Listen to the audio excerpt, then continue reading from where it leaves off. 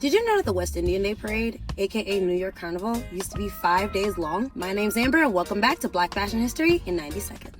Wait, before you keep watching, what's up y'all? Amber here. Before we get into this week's episode of Black Fashion History in 90 seconds, I just wanted to share some quick church announcements. I will be sitting down with Project Runway Season 21 Top 3 finalist and fashion designer Belania Daley in 2 weeks on Saturday, September 20th at 4 p.m. in partnership with the Brooklyn Public Library's Library for Arts and Culture. Free 99 RSVP. Make sure you go run that up. Can't wait to meet y'all. Can't wait to see y'all. And it's going to be a lot of fun. Stay tuned. All right, back to the show. Carnival season in New York has come and gone. As millions gather to celebrate, it's only right we talk about the history surrounding those beautiful costumes and performances, elements of freedom, ancestral heritage, and acts of resilience. The origins of mask in African diasporic folklore go back several millennia, but the first recognized carnival mask, short for masquerade, emerged in the late 18th century Candomblé festivals of Trinidad and Tobago, with neighboring islands beginning their own festivities around the same time, if not just a little under a century before. Other key traditions include Juve, deriving from the French word for daybreak, marking the beginning of the carnival season, and for some islands, the end of the harvest. Another being fête, which derives from the French word for celebration and festival. Born from resistance, marking the freedom for the formerly enslaved who in Trinidad engaged in stick fighting, cabinda dancing, masquerade, and singing to honor their liberation.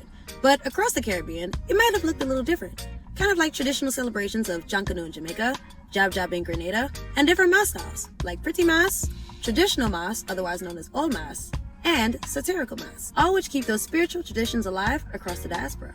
Unironically, while enslaved, Africans were banned from parading and attending opulent balls. They reclaimed this by mocking their enslavers, turning their discarded garments into costumes and infusing them with their African heritage. Mas became synonymous with emancipation as slavery was abolished across the Caribbean, along with the transatlantic slave trade, though it was continued illegally well into the mid-1800s. By the 1920s, Trinidadian immigrant Jessie Waddell brought Carnival north, first organizing celebrations in Harlem to take place around Lent, following her native home of Trinidad, in ballrooms like the Savoy, the Renaissance, and the Audubon. There was just one problem.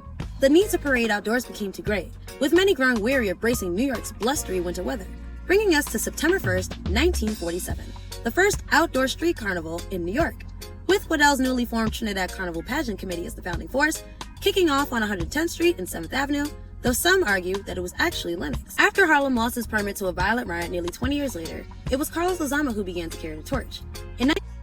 The West Indian American Day Carnival Association was founded, moving the parade to its present location of Brooklyn's Eastern Parkway after the borough won the permit rights a few years before in 1965. So whether you're an attendee, a masquerader, or simply just a lover of carnival in the Caribbean, always remember, this celebration was, and still is, carved from resistance, joy, and an ancestral nod to those who came before us.